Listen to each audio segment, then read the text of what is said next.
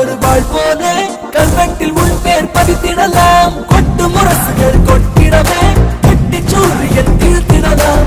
தளர்ந்து போகும்போது நீதான் பாதி மனிதனாவாய், நிமிர்ந்து போகும்போது நீதான் 100 மனிதனாவாய். இமயமது சல்லோ சல்லோ ரன், உன் கனவு ஜெயித்திட ரன்.